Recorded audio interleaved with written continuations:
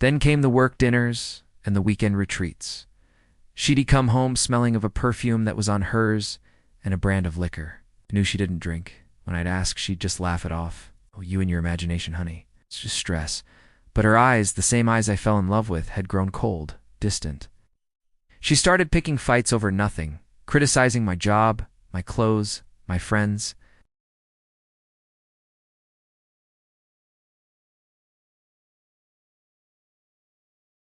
The real shift happened during our anniversary dinner at a fancy restaurant on North Michigan Avenue. I had booked our favorite table, the one overlooking the city lights. I gave her a necklace she'd been wanting for months. She barely looked at it. Her phone buzzed constantly on the table. She'd glance down, a small, secretive smile playing on her lips before quickly typing a reply. I asked who it was. "Just work," she said, her voice sharp. "Can I have one night off?" The irony was suffocating.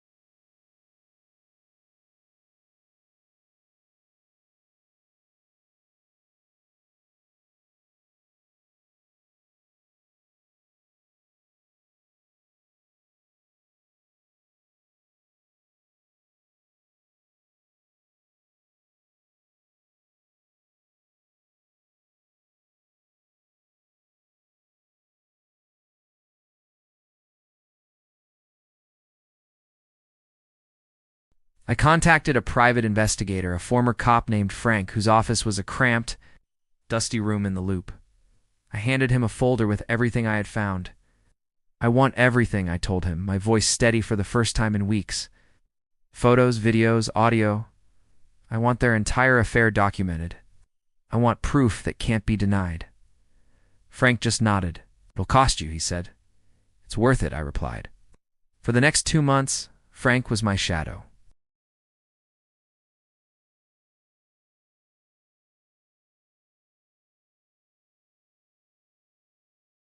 Audio recordings from a bug he'd planted in Mark's car where they'd talk about their future together, a future built on the ruins of my life.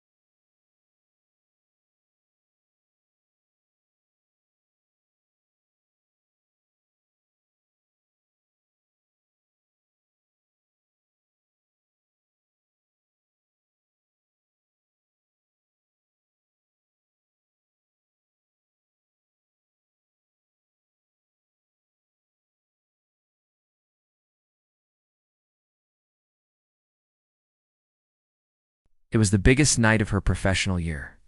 She was set to receive the Partner of the Year award.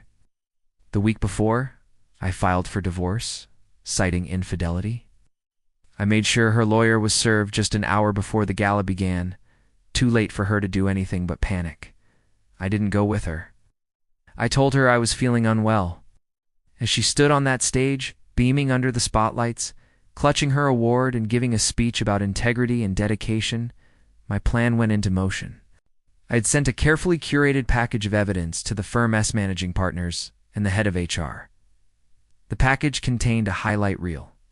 Crystal clear photos of her and Mark, transcripts of their most damning conversations, and copies of hotel receipts. I also included evidence that they had used company funds to cover some of their trysts, billing them as client expenses. At the same time, I sent an anonymous email to the firm's entire staff with a link to a password-protected website. The password was PartnerFAAR.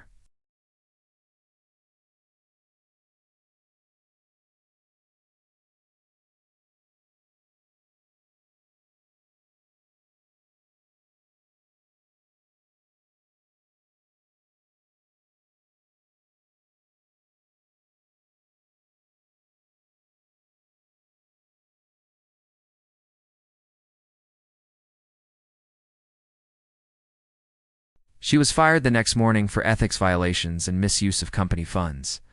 Mark was fired too. Her reputation, the one she had spent 20 years building, was annihilated in 20 minutes. The social and professional shaming was brutal. Friends we'd had for years stopped calling her. She was a pariah. In the divorce proceedings, the evidence was insurmountable.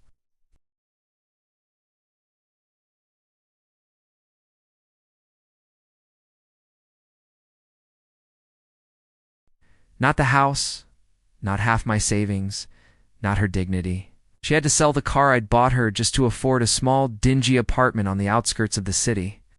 I got full custody of the kids who were old enough to understand the betrayal and wanted nothing to do with her. The last time I saw her was across a courtroom. The arrogance was gone, replaced by a hollow, haunted look. She looked gaunt, broken. There was no flicker of the woman I once loved, only the ghost of her ambition. There was no victory in that moment, no satisfaction. Just a profound, chilling emptiness. I had one. I had destroyed her life as thoroughly as she had destroyed mine. I took back everything she tried to steal from me. But as I walked out of that courthouse into the cold Chicago air, I couldn't shake a single, haunting thought. Vengeance is a house you build for your enemy, but in the end, you have to live in it too. The end.